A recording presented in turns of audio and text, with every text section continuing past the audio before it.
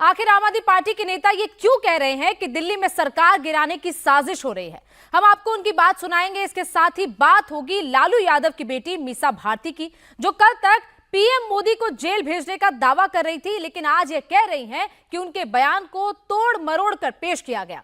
इसके अलावा अब आपको अखिलेश यादव की बात भी सुनाएंगे। लोकसभा चुनाव में अब तक अपनी पार्टी के उम्मीदवारों का टिकट बदलने में बिजी अखिलेश यादव आज पहली बार प्रचार में उतरे।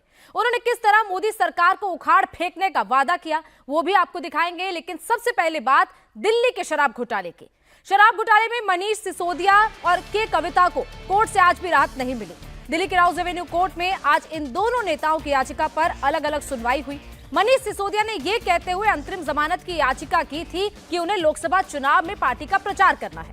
सिसोदिया को कोई राहत नहीं मिली। हालांकि कोर्ट ने उनकी याचिका पर सीबीआई और ईडी से नोटिस भेजकर उनसे जवाब मांगा है। इस मामले पर अगली सुनवाई 20 अप्रैल को होगी। वहीं के कविता के मामले में भी कोर्ट ने अपना फैसला सुरक्षित रख लिया। के कविता के वकील ने कहा कि इस मामले में गिरफ्तारी का कोई मामला ही नहीं बनता। इस केस में धारा 41 का दुरुपयोग किया गया है। के कविता के वकील ने सीबीआई द्वारा उन्हें शराब घोटाले का सरगना कहे जाने पर भी सवाल उठाए। उन्होंने कहा कि जो सबूत सीबीआई पेश कर रही है वो कम से कम 6 से 8 महीने पहले के हैं। उनकी दलील सुनने के बाद कोर्ट ने अपना फैसला सुरक्षित रख लिया है। आम आदमी पार्टी के नेता एक लड़ाई कानून की अदालत में लड़ रहे हैं तो एक लड़ाई जनता की अदालत में चल रही है। चुनाव का सीजन है, जनता की अदालत का फैसला 4 जून को आ जाएगा। इसीलिए नेताओं ने यहां पूरी ताकत लगा रखी है। जनता के बीच प्रोपेगेंडा किया जा रहा है। अब आम आदमी पार्टी ने आरोप लगाया है कि बीजेपी दिल्ली में राष्ट्रपति शासन लगाने की साजिश कर रही है। दिल्ली सरकार के 2 मंत्रियों आतिशी सिंह और सौरभ भारद्वाज ने आज इसे लेकर एक प्रेस कॉन्फ्रेंस की।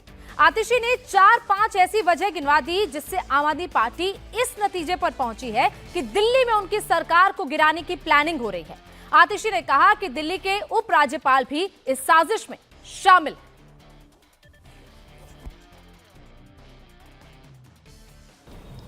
अरविंद केजरीवाल की सरकार के खिलाफ एक बहुत बड़ा राजनीतिक षड्यंत्र प्लान किया जा रहा है।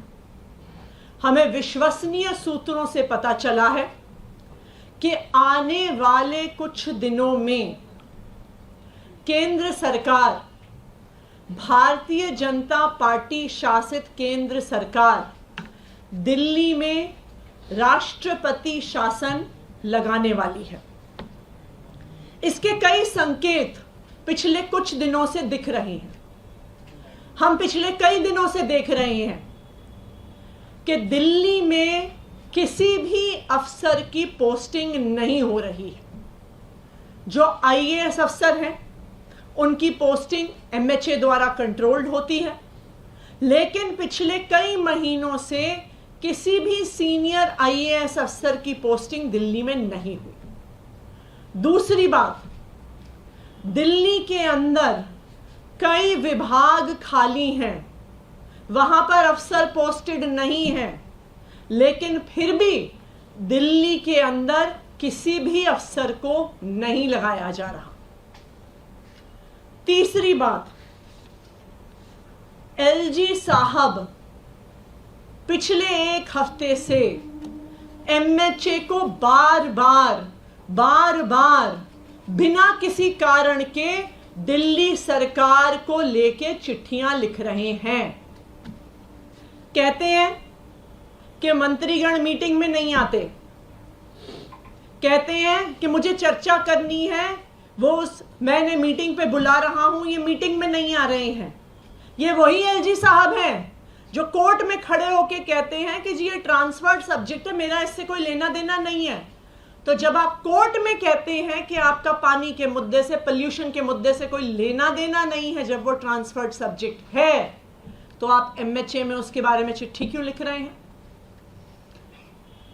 चौथा, दिल्ली सरकार के अफसरों ने मॉडल कोड ऑफ कंडक्ट का बहाना बनाकर किसी भी मीटिंग में आना बंद कर दिया है, चाहे वो कितने ही इंपॉर्टेंट मुद्दे पर हो। तो ये सारे लक्षण दिखा रहे हैं कि एक बहुत बड़ी साजिश हो रही है, दिल्ली की सरकार को गिराने की साजिश हो रही है। आतिशी ने वो वजह बताई जिससे उन्हें यह शक हुआ कि दिल्ली में राष्ट्रपति शासन लगाने की साजिश हो रही है। इसके बाद सौरभ भारद्वाज ने मोर्चा संभाला। उन्होंने ये बताया कि दिल्ली में बीजेपी राष्ट्रपति शासन क्यों लगवाना चाहती है। सौरभ भारद्वाज ने कहा कि बीजेपी 25 साल से दिल्ली की सत्ता से बाहर है।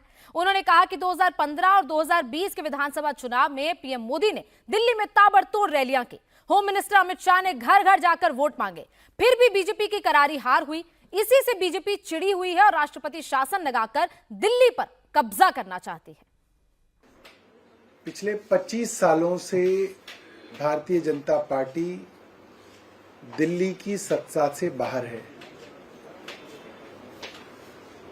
भारतीय जनता पार्टी जानती है कि दिल्ली के लोग भारतीय जनता पार्टी को दिल्ली की सत्ता में नहीं बिठाना चाहते। 2013 में बहुत कोशिश की, 2015 में बड़े बड़े मंत्री दिल्ली की गलियों में पर्चे लेके घूमे, भारतीय जनता पार्टी की केंद्र सरकार के मंत्री घूमे, गृह मंत्री, प्रधानमंत्री सबने रैलियां की। दिल्ली में बड़ा बुरा हाल भारतीय जनता पार्टी का हुआ। 2020 में फिर प्रधानमंत्री जी ने रैली की, गृह मंत्री ने रैली की। एक एक भारतीय जनता पार्टी के केंद्रीय मंत्री की ड्यूटी दिल्ली के छोटे छोटे मोहल्लों में 15-15 लोगों की सभा करने में लगाई गई। और 2020 में भी भारतीय जनता पार्टी का बहुत बुरा हाल चुनाव में हुआ। और बार बार ये बात पूरी दिल्ली के अंदर भारतीय जनता पार्टी के लोग कह रहे हैं, अखबारों के अंदर लगातार ये बात छप रही है कि भारतीय जनता पार्टी की केंद्र सरकार दिल्ली में राष्ट्रपति शासन लगाने की तैयारी कर रही है। और आम आदमी पार्टी के इसी आरोपों पर बात करने के लिए मेरे सहयोगी भास्कर मिश्रा इस वक्त मेरे साथ जुड़ चुके हैं। भास्कर, लगातार आम आदमी पार्टी आरोप लगा रही है। पहले कहा जा रहा था कि उनके मंत्रियों को अंदर डाला जा रहा है, मुख्यमंत्री को अंदर डाल दिया गया। उसके बाद इनका कहना है कि अब राष्ट्रपति शासन सीधे सीधे लगाना चाहती है केंद्र सरकार। तो ये पूरे आरोपों पर बीजेपी तो मना कर रही है कि ऐसी कोई भी साजिश उनकी तरफ से नहीं की जा रही है। क्या ये पूरा मामला है? क्यों आम आदमी पार्टी ऐसे आरोप लगा रही है? गौनिका, देखिए, इसके पीछे विशुद्ध राजनीति है। आम आदमी पार्टी जो आज कह रही है, इसके पीछे दो तात्कालिक कारण है। पहला कारण ये कि मुख्यमंत्री के निजी सचिव को पद से हटाया गया, और दूसरी बड़ी वजह यह है कि जिस हिसाब से पिछले कुछ दिनों में दिल्ली के एलजी के द्वारा 2 लेटर लिखे गए हैं एमएचए को, और उसमें सीधा सीधा ये एड्रेस किया गया है कि अगर सरकार के मंत्री ही ये कहते हैं कि दिल्ली में पानी को लेके, स्वास्थ्य सेवाओं को लेके काम नहीं हो रहा है, लोगों को दिक्कत हो रही है, तो उसके लिए हमने मीटिंग बुलाई थी और ये नेता, ये मंत्री मीटिंग में नहीं आए, जिसकी वजह से दिक्कत हो रही है। तो ये 2 लेटर जो लिखे गए हैं एलजी के द्वारा, वो सीधा सीधा आम आदमी पार्टी को ऐसा लग रहा था कि हमारे अधिकारों में एक तरह से हस्तक्षेप है। वजह यह है कि दिल्ली सरकार हाईकोर्ट, सुप्रीम कोर्ट तक पहुंची थी कि जल बोर्ड का पैसा दिल्ली के अधिकारियों के द्वारा जारी नहीं किया जा रहा है। आरोप एलजी के ऊपर में लगाया गया था। ये कहा गया था कि एलजी के कहने पे ये सब कुछ हो रहा है, लेकिन कोर्ट में एलजी के द्वारा ये बताया गया, एलजी ऑफिस के द्वारा, कि ये ट्रांसफर्ड सब्जेक्ट है, उनका कोई लेना देना नहीं है। आज उसी सब्जेक्ट पे अगर एलजी के द्वारा एक लेटर लिखा जाता है एमएचए को कि अगर दिल्ली में ये सब काम नहीं हो रहे हैं मुख्यमंत्री के अभाव में, तो इसके पीछे वजह यह है कि मंत्री इस पे ध्यान नहीं दे रहे हैं। इसी को आम आदमी पार्टी ने मुद्दा बनाया और उनका यह कहना है कि उनके मुख्यमंत्री जेल में हैं, और उसके बाद जिस तरह का परिदृश्य बन रहा है, जिस हिसाब से एलजी बार बार लेटर लिख रहे हैं, वो इस ओर इशारा है कि ये दिल्ली में राष्ट्रपति शासन लगाना चाहते हैं, जबकि राजनीतिक रूप से बीजेपी के लिए वायबल ऑप्शन नहीं है। अभी ऐसा कुछ संभावना, मुझे दूर दूर तक ऐसी कोई संभावना नजर नहीं आ रही है। ये राजनीतिक रूप से नुकसान होगा। दूसरी बात एक और बता दूं कि आज ये भी स्पष्ट हो गया कि 17 फरवरी को दिल्ली विधानसभा में एक कॉन्फिडेंस मोशन लाया गया था, सत्ता पक्ष के द्वारा ही विश्वास मत लाया गया था, और वो पास हुआ ध्वनि मत से। और उसकी वजह ये थी कि आम आदमी पार्टी को ये अंदेशा था कि कहीं इसमें अगर अरविंद केजरीवाल की गिरफ्तारी होती है शराब घोटाले में, तो ऐसा ना हो कि विधानसभा भंग कर दिया जाए। इस लिहाज से वो विश्वास मत लाया गया था। पूरी तरह आम आदमी पार्टी इस वक्त संभावनाओं पर चल रही है कि ऐसा हो सकता है, ऐसा किया जा सकता है, लेकिन कहीं ना कहीं एक तरीके से सिंपैथी कार्ड भी दिख रहा है जो आम आदमी पार्टी इस पूरे आरोपों को लेकर कर अब जनता के सामने रखना चाहती है। हालांकि वो कितना चलेगा नए चुनाव में, ये देखना होगा। बहुत बहुत शुक्रिया भास्कर पूरी जानकारी के लिए। सौरभ भारद्वाज ने अपनी बात को सही साबित करने के लिए हाल ही में दिल्ली सरकार से इस्तीफा देने वाले राजकुमार आनंद का भी नाम लिया। सौरभ भारद्वाज ने कहा कि आम आदमी पार्टी के नेताओं पर दबाव डालकर पार्टी से बगावत करने के लिए उन्हें उकसाया जा रहा है। यही वजह है कि आज आम आदमी पार्टी के नेताओं ने राजकुमार आनंद के घर के बाहर प्रोटेस्ट किया।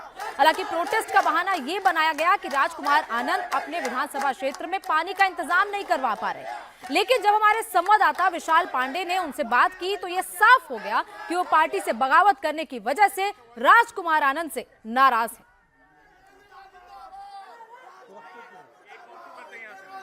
आम आदमी पार्टी में राजकुमार जो आनंद हैं उन्होंने इस्तीफा दे दिया और दिल्ली सरकार में कैबिनेट मंत्री भी रह चुके थे। यहाँ पर देखिए जो आम आदमी पार्टी के सपोर्टर्स हैं वो पहुंच चुके हैं और प्रोटेस्ट यहाँ पर शुरू हो चुका है। दूसरी तरफ दिल्ली पुलिस समझाने की कोशिश कर रही है कि बिना परमिशन के आप लोग प्रोटेस्ट नहीं कर सकते हैं, धारा 144 लागू है। आप लोग क्यों प्रोटेस्ट कर रहे हैं? सर, हमारे बलजीत नगर के अंदर राजकुमार आनंद जी जब इलेक्शन लड़ने के लिए आए थे, उन्होंने वादा किया था कि मैं पानी की व्यवस्था बिल्कुल बहुत बढ़िया कर दूंगा, आपको 24 घंटे पानी मिलेगा।